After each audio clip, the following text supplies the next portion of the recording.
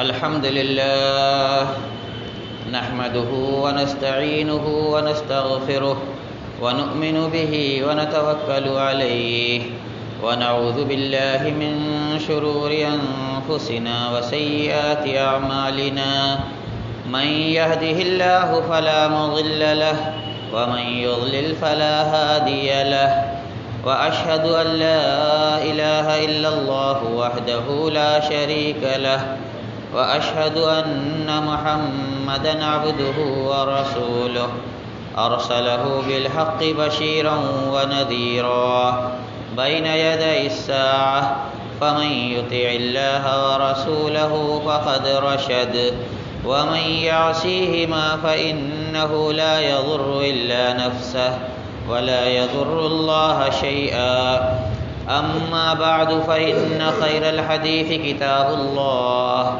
وخير الهدي هدي محمد صلى الله عليه وسلم وشر الأمور محدثاتها وكل محدثة بدعة وكل بدعة ضلالة وكل ضلالة في النار. أعوذ بالله السميع العليم من الشيطان الرجيم. بسم الله الرحمن الرحيم. قاف والقرآن المجيد بل عجبوا أن جاءهم منذر منهم فقال الكافرون هذا شيء عجيب أإذا متنا وكنا ترابا ذلك رجع بعيد قد علمنا ما تنقص الأرض منهم وعندنا كتاب حفيظ بل كذبوا بالحق لما جاءهم فهم في أمر مريج أفلم ينظروا إلى السماء فوقهم كيف بنيناها وزيناها وما لها من فروج والأرض مددناها وألقينا فيها رواسي وأنبتنا فيها من كل زوج بهيج تبصرة وذكرى لكل عبد منيب ونزلنا من السماء ماء مباركا فأنبتنا به جنات وحب الحصيد والنخل باسقات لها طلع نضيد رزقا للعباد وأحيينا به بلدة ميتا كذلك الخروج كذبت قبلهم قوم نوح وأصحاب الرس وثمود وعاد وفرعون وإخوان لوط وأصحاب الأيكة وقوم تبع كل كذب الرسل فحق وعيد أفعينا بالخلق الأول بل هم في لبس من خلق جديد. وقال جل شأنه شهر رمضان الذي أنزل فيه القرآن هدى للناس وبينات من الهدى والفرقان فمن شهد منكم الشهر فليصمه ومن كان مريضا أو على سفر فعدة من أيام أخر يريد الله بكم اليسر ولا يريد بكم العسر ولتكملوا العدة ولتكبروا الله على ما هداكم ولعلكم تشكرون. وعن معاذ بن جبل رضي الله تعالى عنه قال كنت ردف النبي صلى الله عليه وسلم على حمار فقال يا معاذ أتدري ما حق الله على العباد وما حق العباد على الله؟ قلت الله ورسوله أعلم. قال حق الله على العباد أن يعبدوه ولا يشركوا به شيئا وحق العباد على الله أن لا يعذب من لا يشرك به شيئا.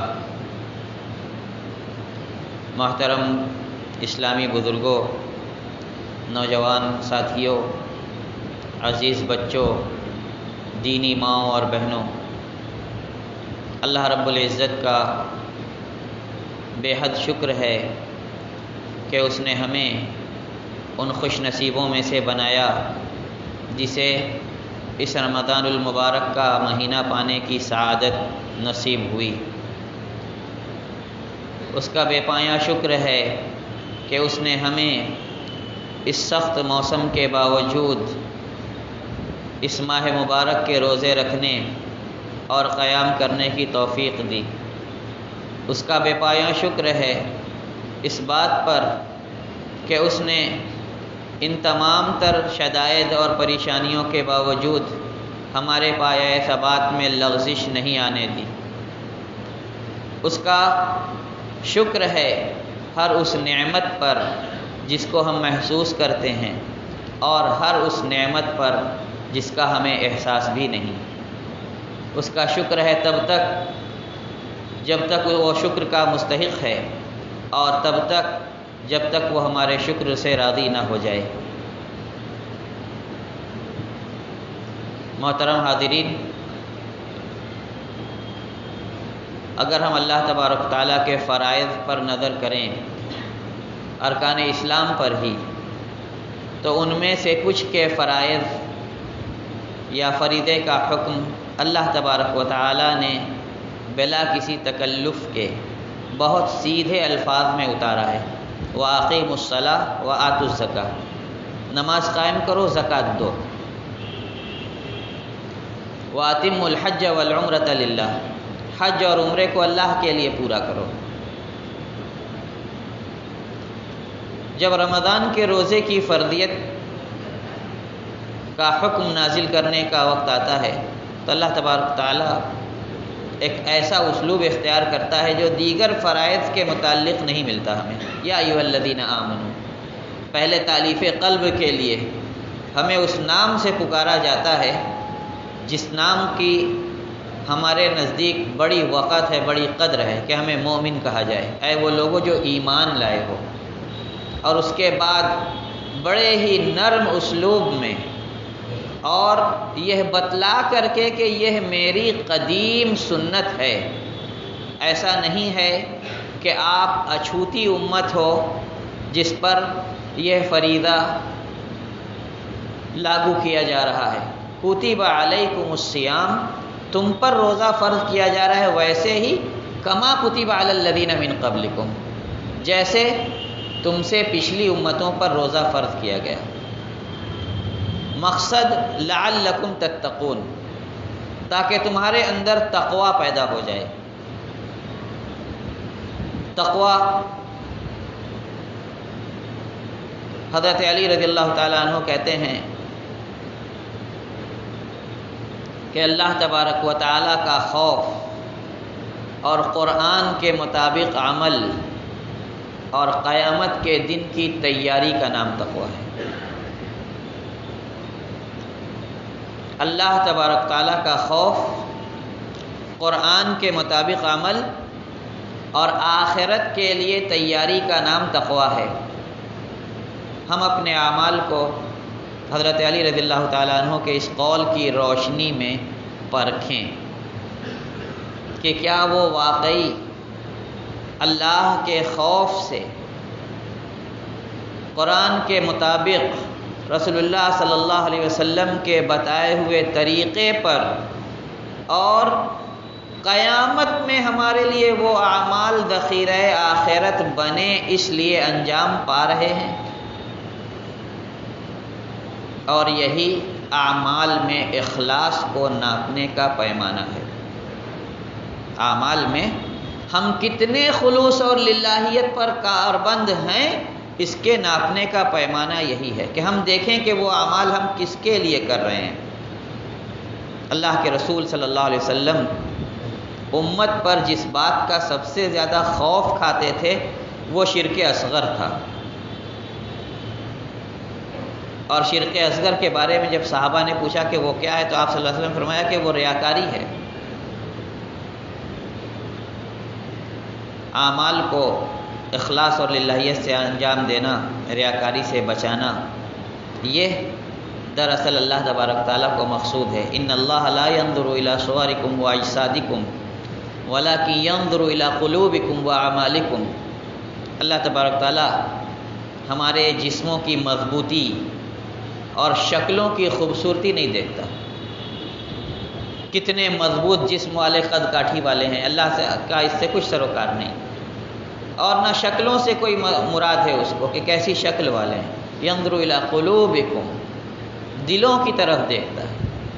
اور اخلاص کی جگہ دل ہے. کتنے دل سے، کتنی لگن سے، کتنے جذبے سے ہم عبادت کرتے ہیں، یہ جتنا دل کے اندر پیدا ہوگا وہ اس کا مظہر ہمارے اعضاء و جوارح سے ہوتا چلا جائے گا. ہاتھ پاؤں اس کی گواہی دیں گے. اسی لیے ایمان اہل سنت والجماعت کے یہاں بسیط نہیں ہے کہ بہت آسان سی چیزیں زبان سے کہہ دیا مومن ہو گئے. ایمان مرکب ہے، اور مرکب ہونے کا مطلب یہ ہے کہ پہلی چیز آپ زبان سے اقرار کریں شہادتین کا، لا الہ الا اللہ محمد رسول اللہ کا، اور اس کے بعد دل سے اس کی تصدیق بھی کریں. دل اس پر جمع رہے، اس کی حقانیت کو پہچانیں اور اس پر مکمل یقین اور اعتماد رکھے، اور پھر اعضاء و جوارح سے اس کا مظاہرہ ہو. چند احادیث کی طرف آتے ہیں جو رمضان کے تعلق سے ہم بارہا رمضان کے خطبوں میں سنتے ہیں، اور پھر ان احادیث پر ہم کس لیے عمل کرتے ہیں یہ اپنے آپ سے سوال کریں. من صام رمضان ایمانا واحتسابا غفر له ما تقدم من ذنبه، جس نے رمضان کا روزہ ایمان کے ساتھ اور اللہ سے ثواب کی امید لگا کر کے رکھا، اس کے پچھلے گناہ معاف ہو جائیں گے. ومن قام رمضان ایمانا واحتسابا غفر له ما تقدم من ذنبه، اور جس نے رمضان کی راتوں کا قیام ایمان کی حالت میں اللہ کے ثواب کی نیت سے انجام دیا، قیام کیا، اس کے پچھلے گناہ معاف کر دیے جائیں گے. اب اس حدیث کو ہر شخص اپنے نفس پر لاگو کرے. عذر ہے، مرض ہے، تھکاوٹ ہے، جتنی استطاعت ہے، لا یکلف اللہ نفسا الا وسعها، اللہ تبارک تعالیٰ کسی کی استطاعت سے زیادہ اس کو مکلف نہیں بناتا. لیکن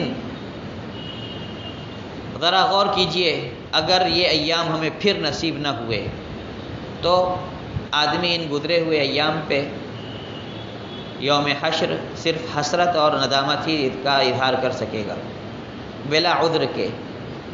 چوپالیں آباد کرنا، مسجدیں ویران کر دینا. شروع میں دیکھو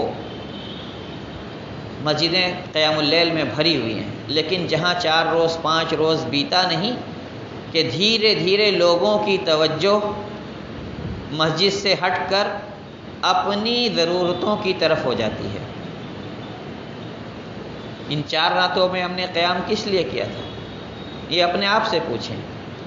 اور ہم نے کیا اس حدیث کے مفہوم کو ویسا ہی سمجھا جیسا کہ اس سے مقصود ہے؟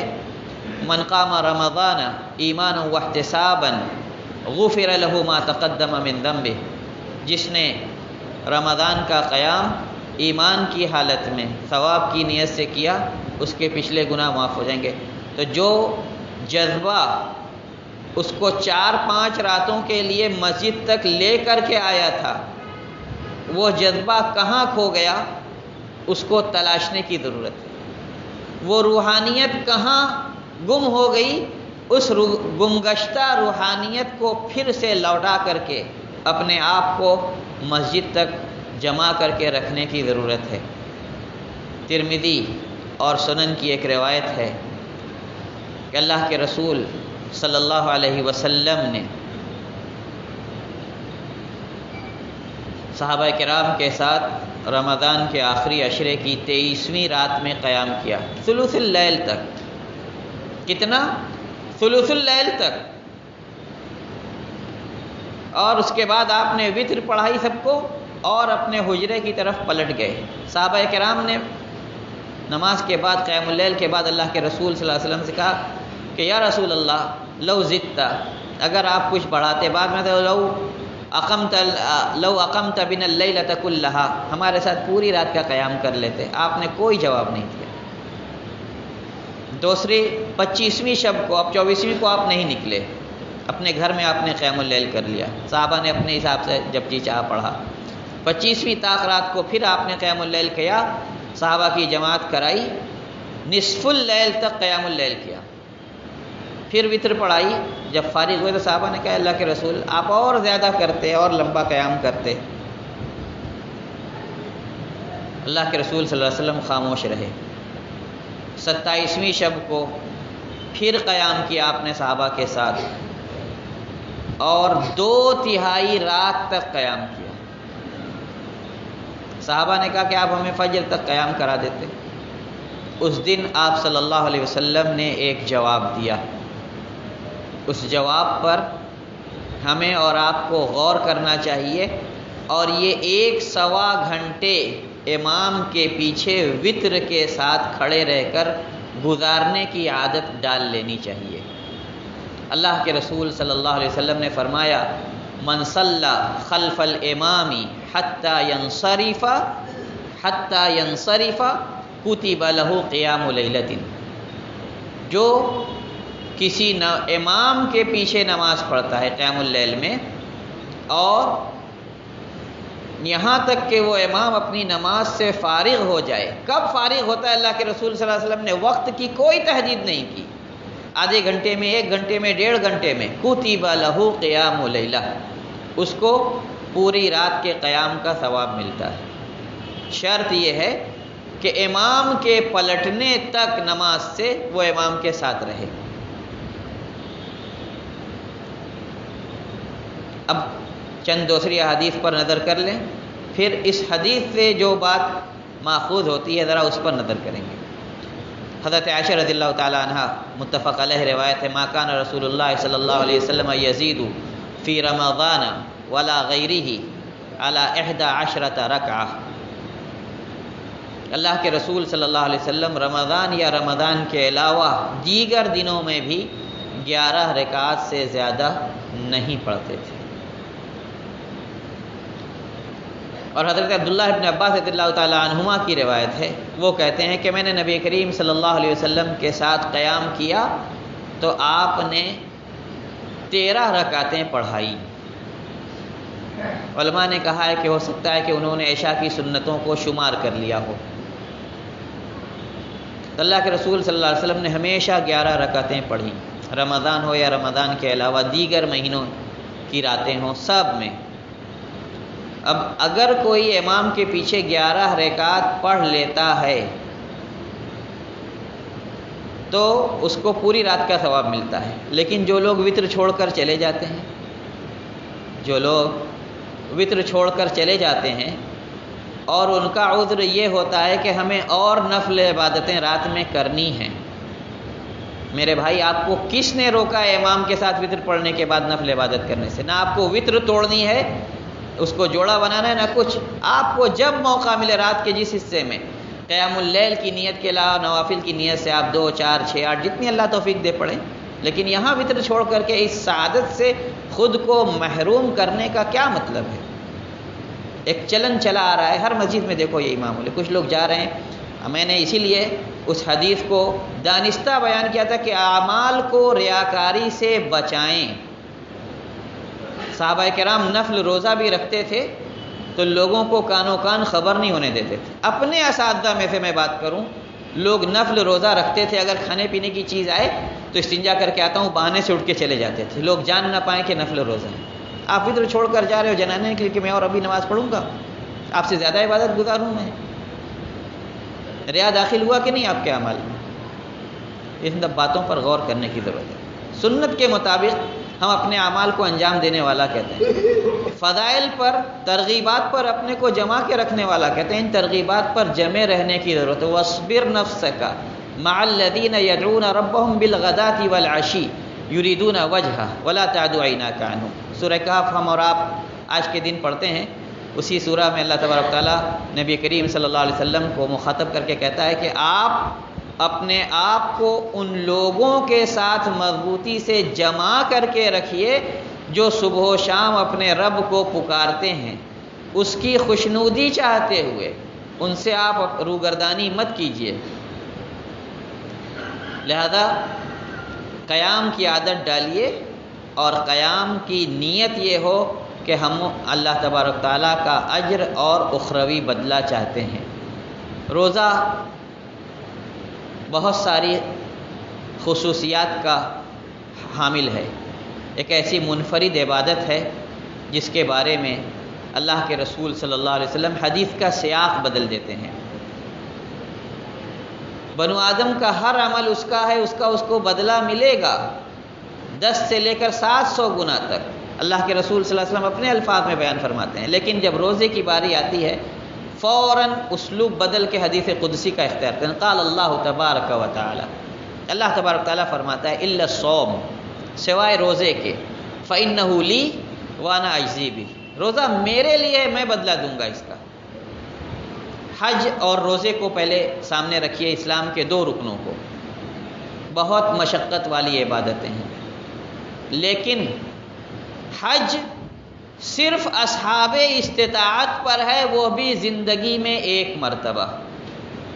اللہ تبارک تعالیٰ من استطاع الیہ سبیلا، جو مکہ مکرمہ اور مشاعر مقدسہ تک جانے اور جانے کی جو شرائط ہے کہ گھر والوں کے رہنے سہنے کا انتظام کر کے راستے معمون ہوں اور جا کر کے لوٹ سکے، ان ساری شرائط کے ساتھ جو زندگی میں 1 بار حج کر سکے اس کا فریضہ ادا ہو گیا، جس کو استطاعت دے اللہ تبارک تعالیٰ۔ لیکن رمضان ہر مسلمان عاقل بالغ آزاد غلام سب پر فرض ہے، اور ہر سال 1 مرتبہ آنے والا ہے، اور اسلامی کیلنڈر 355 دن کا ہے، اور قمری منزلوں پر چلتا ہے، قمری مہینوں پر، کبھی جاڑے میں اور کبھی شدت کی گرمی میں پڑتا ہے۔ اللہ تبارک تعالیٰ نے فرمایا الا الصوم، سوائے روزے کے، فإنہ لی، یہ میرے لیے ہے، وانا اجزی بہ، اس کا بدلہ میں دوں گا۔ میں نے معاذ رضی اللہ تعالیٰ عنہ کی حدیث آپ لوگوں کے سامنے پڑھی تھی۔ اللہ کے رسول صلی اللہ علیہ وسلم کے پیچھے وہ سواری پر سوار تھے، بعض روایت میں علی حمار، ایک گدھے پہ سوار تھا۔ تو اللہ کے رسول صلی اللہ علیہ وسلم نے مجھ کو پکارا اور پکار کر کے پوچھا، معاذ اللہ کا بندوں پر کیا حق ہے اور بندوں کا اللہ پر کیا حق ہے جانتے ہو؟ معاذ رضی اللہ تعالیٰ عنہ نے کہا کہ اللہ اور اس کے رسول زیادہ جانتے ہیں۔ اللہ کے رسول صلی اللہ علیہ وسلم نے فرمایا، اللہ کا حق بندوں پر یہ ہے کہ اس کی عبادت کریں، اس کے ساتھ کسی کو شریک نہ کریں، اور بندوں کا حق اللہ پر یہ ہے کہ وہ ان میں سے کسی ایسے بندے کو عذاب نہ دے جو اس کے ساتھ کسی کو شریک نہیں ٹھہراتا۔ روزے کی حالت میں اسی حدیث کی روشنی میں علماء کرام نے حقوق کو 2 قسموں میں تقسیم کیا، حقوق اللہ اور حقوق العباد، اللہ کا حق، بندوں کا حق۔ اب روزے کی حالت میں اپنے سراپے پر غور کیجئے، نماز پنجگانہ آپ پر عام دن میں بھی فرض ہے، روزے کی حالت میں بھی فرض ہے، مزید مشقت کے ساتھ آپ مسجد آتے ہیں، اپنی جائز خواہشات، بھوک و پیاس سب کی شدت برداشت کرتے ہیں، پھر بھی اللہ کا حق ادا کرتے چلے جاتے ہیں۔ کیا خصوصیت ہے رمضان کی، سوچو، اور کتنی اخلاص اور للہیت کی ضرورت ہے۔ آپ کے باطن کا علم رکھنے والا صرف اور صرف وہی اللہ وحدہ لا شریک ہے، ورنہ کوئی بعید نہیں کسی انسان کے لیے کہ وہ لوگوں سے چھپ کر کھا پی کر اپنے کو آسودہ کیے رہے اور رونی صورت بنا کر لوگوں کا سامنا کرے، دکھائے کہ میں روزے سے۔ سب سے زیادہ اخلاص والی عبادت ہے۔ قال اللہ تبارک و تعالی، اللہ تبارک تعالیٰ نے فرمایا الا الصوم، سوائے روزے کے، فإنہ لی، وہ میرے لیے، وانا اجزی بہ، اس کا بدلہ میں دوں گا۔ اسی لیے روزے داروں کا دروازہ الگ ہے۔ ان للجنۃ بابا یقال لها الریان، جنت کا ایک دروازہ ہے جس کو باب الریان کہا جاتا ہے، لا يدخل منها الا الصائمون فاذا دخلوها یغلق فلم يدخل منه احد، جب روزے دار اس دروازے سے چلے جائیں گے دروازہ بند کر دیا جائے گا، کوئی نہیں داخل ہو پائے گا۔ پھر غور کی بات یہاں یہ بھی ہے کہ اس رب وحدہ لا شریک کی رحمت پر نظر کیجئے، جس نے جہنم کے جب 7 دروازے رکھے تو جنت کے 8 دروازے رکھے۔ وَرَحْمَتِي وَسِعَتْ كُلَّ شَيْءٍ، میری رحمت تمام چیزوں کو گھیرے ہوئے ہیں۔ 7 دروازے بند کیے جاتے ہیں، 8 دروازے آپ کے لیے کھولے جاتے ہیں، اور اسی پر بس نہیں، آپ کے لیے منادی کی جاتی ہے ہر دن، یا باغی الخیر اقبل و یا باغی الشر اقصر، بھلائی چاہنے والے آگے آ، برائی کے طلبگار تو برائی سے باز رہ جا۔ اور سب سے آخر میں وَلِلَّهِ عُتَقَاءُ مِنَ النَّارِ وَذَلِكَ كُلَّ لَيْلَةٍ، اللہ کے کچھ بندوں کو رمضان کی ہر رات میں جہنم سے آزادی نصیب ہوتی ہے۔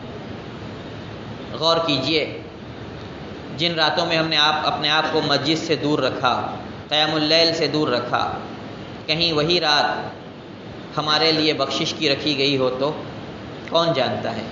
لہذا نیکیوں کے اس موسم کو ضائع نہ جانے دیں، زیادہ سے زیادہ خیر سمیٹنے کی کوشش کریں، اپنے آپ کو اور اپنے ایمان کو جگائیں اور ایمان کو جلا دیں، تازگی دیں، اور اسی تازگی پر رمضان کے بعد قائم رہنے کا عزم بار بار دہرائیں، تاکہ اگر نیت میں فطور آئے تو اس فطور کا تناسب کم ہو۔ فطور آئے گا، شیطان جب کھلے گا وہ بہکائے گا، روزے سے جب ہم آزاد ہوں گے تو کچھ ہمارے اندر تبدیلی آئے گی، لیکن اس تبدیلی کو ایک دم کھلے ہاتھوں نہیں چھوڑ دینا ہے۔ ہمیں یہ دیکھنا ہے کہ رمضان نے ہمارے اوپر کتنا اثر کیا، پچھلی زندگی سے ہمارے اعمال میں کتنا سدھار آیا۔ اللہ تبارک تعالی ہمیں اور آپ کو اور تمام مسلمانوں کو اس ماہ مبارک کے ایام اور راتوں میں زیادہ سے زیادہ نیک اعمال کرنے کی توفیق عطا فرمائے۔ جو اعمال ہم نے اس کی بارگاہ میں پیش کیے ہیں، روزے، قیام اور تلاوت، صدقات و خیرات، اللہ تبارک تعالیٰ اس کو قبولیت سے نوازے۔ اللہ تبارک تعالیٰ ہمارے بیماروں کو شفا دے، قرض داروں کو قرض سے رہائی نصیب فرما، مصیبت زدگان کو ان کی مصیبت سے نجات دے، بے سہاروں کا اللہ تبارک تعالیٰ تو سہارا بن۔ اللہ تبارک تعالیٰ ہمیں ایک کر دے، نیک کر دے، جب تک اس جان فانی میں زندہ رکھ، ایمان کے ساتھ زندہ رکھ، اور خاتمہ بھی ایمان پر ہو۔ اقول قولی ھذا واستغفر اللہ لی ولکم ولسائر المسلمین من کل ذنب فاستغفروہ انہ هو الغفور الرحیم۔